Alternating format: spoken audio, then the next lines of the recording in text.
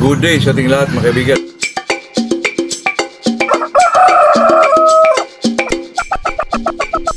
Kaibigan, nandito na naman tayo sa channel natin na Mercado Official po.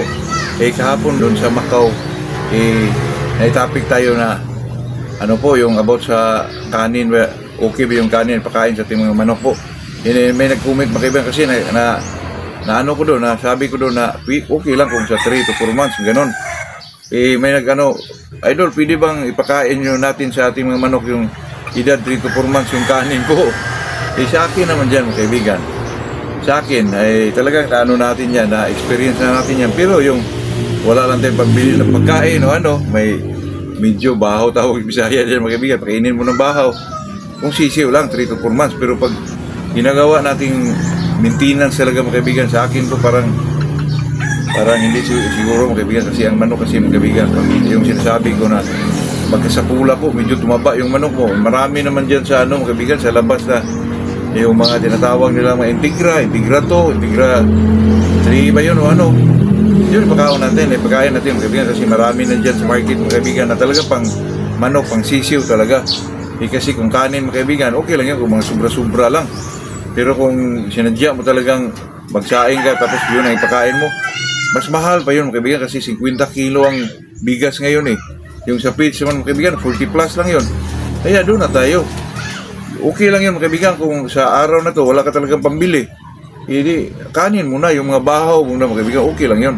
3 to 4 months pag ginawa mo ng maintenance yung mga kaibigan, siyempre ang manok tumaba dyan, magkasapula talaga, may taba talaga yung sapuitan nila po.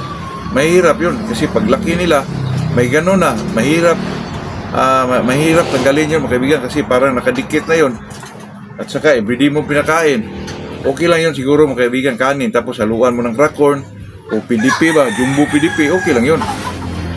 Kasi yung sa kaibigan ko doon sa Aurora mga kaibigan, talagang yun ang ipakain lang mga kaibigan, yung crack corn at saka kanin may halong PDP. Nako, napakalaki ng mga, medyo yung iba may mga sapula pero mawala na rin yun, madali lang ano yun mga kaibigan, madali lang tanggalin. Kasi pag pinakain mo na rin yun ng ano, yung mga inirton gano'n, ay talagang madali lang matanggal po.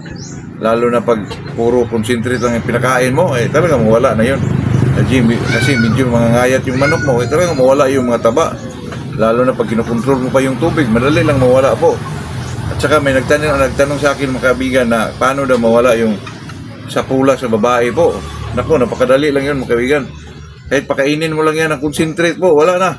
Tapos i-control mo sa tubig, talagang mawala na yun mga kaibigan. Kasi yun ay mga taba yun mga kaibigan medyo sila kumpul-kumpul doon sa medyo puwitan ng ating inahin. Mahirapan mangitlog po. Kaya sa atin dyan, pakainin mo ng concentrate o yung ano lang, yung anong tawag doon, pinakain nila, yung parang ano mga kaibigan, yung halo din sa ano, yung sa mga concentrate po. Yung isang parte lang talaga mga kaibigan, nakalimutan ko ng pangalan doon. Parang oats yun kaya, growth oats ba yun o wheat siguro, wheat pala mga kaibigan, wheat lang lahat yung pagkain mo. Talagang medyo makuha talaga yung taba ng isang ano po, inahin. Kasi yung inahin mga kaibigan, mahirapan silang mangitlog dyan kasi nandun sa puwitan nila. Pag pinakain mo yan ng wheat lang mga kaibigan, wheat, W-H-E-A-T, wheat, ay talagang medyo matanggal talaga yung taba na yun kaibigan, madali lang. Lalo na pag kinukontrol mo ang tubig, kinakain niya ay 3 dips lang, mawala talaga yun. At saka, pero pag magbigay ka ng tubig 3 dips lang, lagyan mo rin ng silicrogen mga kaibigan, para medyo hindi naman humina yung manok natin kaibigan. Yun talaga, dati mga kaibigan, yung may mga binibreed ako, yung mga inain, lalo na pag mapilits lang, ito ko, lumalabas talaga yung mga sapula dyan mga kaibigan. Dati mag-breed kami mga kaibigan, ang pinakain namin itong ano PDP jumbo, kasi may mga cracker na mga ano doon mga kaibigan, ang talagang mixture niya ng PDP mga kaibigan, kunting ano lang, pellets tapos may mga cracker na parang mga kunting cracker na, munting cracker mga kaibigan, yung tinatawag nilang mga maliit-liit na cracker. Yun ang sa jumbo na pellets mga kaibigan, doon sa ilalim, nagkumpul-kumpul sila doon, ginawang pellets.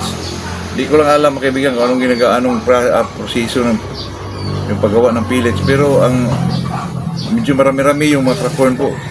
Kaya yung mga inahin na yun mga kaibigan, siyempre kakon, carbohydrates yun yan eh. Mag-ano ng taba yan.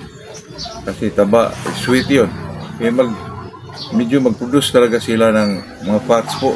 Kaya sa atin dyan mga kaibigan, kung gusto mong wala yan, bigyan mo ng wheat. Tapos, control man tubig. O yung tubig dyan mga kaibigan, mas maganda dyan, may vitamins po. Kasi yung vitamins mga kaibigan, para din yun din ang mag-support sa yung inahin na medyo hindi siya kumina po. Kasi alam nyo na, yung wheat kinakain niya, wala masyadong ano yun. Kasi wheat, kinuha yung taba niya eh. Medyo manghina talaga yung isang inahin po. Kaya yun lang po mga kaibigan, kahit sa mga stagno na may sapula, wheat pa rin po. Ay talagang makuha yan mga kaibigan. Pwede naman concentrate lang. Pero mas gusto mong madalian, wheat talaga mga kaibigan. Mas madaling makuha yung correct me if I'm wrong. Pero sa pagkakalam ko at saka na-experience ko rin yan, pag pinakain mo ng wheat po, ay talaga mawala po. Mawala yung yung sapula. Kasi isang klase lang ng yan eh. At saka hindi naman yan, wala namang dyan. Tinatawag nilang carbohydrates. Hindi ko lang alam kaibigan, pero sa atin dyan, kasanayan ko na, pag may sapula, wheat talaga ibigay ko dyan. Yun lang po, yun lang ating i-share. Pwedeng sundin, pwede rin hindi kasi isa't isa sa atin kaibigan may iba't iba talaga tayo ng paniniwala tungkol sa pagmamanok. Pero itong sa akin mga kaibigan, talaga experience ko to na pagdaanan ko to, itong mga klaseng ganyan. Kasi dati mga kaibigan, wala ka talagang mentor na magsabi sa'yo, mahirapan ka po kasi itong sapula mga kaibigan talagang matagal tanggalin po. Kahit pa i-training mo pa yan, ako, mahirap po, tunawin po. Pero pag pinakain mo sila ng ganon, yung mga wheat, mayroon pang isa dyan, mga kalimutan ko lang. Growth oats ba yun o ano yun? So sa mga kaibigan, yung wheat talaga, napaka-epektibo po. At saka, huwag nyo lang kalimutan na bigyan nyo ng vitamins para naman hindi manghina yung mga inahin natin dyan, mga kaibigan. Yun lang po, yun lang ating may share sa araw na to. Good morning sa ating lahat mga kaibigan. Oo nga pala mga kaibigan, kung sino yung sumali pa sa ating pahulugan, ay open pa tayo mga kaibigan kasi ang binibreed natin mga kaibigan, may breeder tayo doon. Ang ihatid sa atin ay sisiw na talaga, yung straight golden boy natin at saka golden boy sa 5K. Yun lang ang binibreed natin sa straight golden boy mga kaibigan ay 3 na lang po at saka 4 na inahin po ang ating i-share. At saka yung mga kaibigan, yung golden boy 5K ay mga 4 lang din mga kaibigan. Iniwasan natin magtanggap ng medyo maraming mga kaibigan kasi para makabigay talaga tayo ng mga quality na manok katulad yung ating binibreed ngayon mga kaibigan. May nagsabi sa akin na paano daw natin ginawa na napakaliit lang space natin, wala pa daw tayong palagalaan. Tingnan nyo po ang na-produce natin mga kaibigan. Tuwang-tuwa pa nga yung kaibigan ko na nakakuha sa atin kasi pag bumili daw siya doon sa pinaka-big time kaibigan, 35,000 to 40,000. Dito napakamura po. Nako, talagang pagkaibigan, may mga pa mga kaibigan, may mga pakapin pa. O tawag doon, mga bonus pa mga kaibigan na talaga ibigay natin, lalo na pag masubra yung mga inahin natin. Nako, hindi ka mag-ganom kaibigan, hindi ka magmahay yung sa Bisaya pa kasi ganun tayo pag may masubra, anuhin pa natin yan, pakainin mo pa yan, ibigay na lang natin. Kaya nga sa parapol natin mga kaibigan, talagang di ko alam kung ano ang ating iparapol. Tingnan pa natin kasi unahin muna natin itong pa-ship natin mga kaibigan sa siguro first week. Kailangan full payment na talaga kasi mag-sit yung shipper dyan mga kaibigan ng sa Thursday, Wednesday. Bigla-bigla po kasi umaga yan mga kaibigan, 5 o'clock in the morning. Ihatid ko pa yan sa Tagbilaran or sa Ubay ba. Kaya kailangan full payment na po kasi isabay yan kasi pag maano yang medyo hindi yan makasabay, may hirapan tayo mag-ship dyan mga kaibigan kasi hindi sila mag-ship lalo na sa medyo malayo. Kailangan talaga yan maramihan kasi bulto yun, talagang mag-ship nila po. Pero pag isang karton lang mga kaibigan ay ayaw nila po. Kaya sa atin, isabay natin lahat. Mas maganda nga mga kaibigan, isabay din natin yung magparapol ako kahit kulang pa sa laki yung iparapol natin para masabay na natin yung shipping kahit di siguro di ko lang alam kaibigan. Depende lang siguro sa lugar kung sino ang nanalo, pero kung Cebu lang Visayas lang, madali lang yan, kahit isa lang po. Pero gaabot ng Mindanao, mga kaibigan, medyo talaga, bulto yun.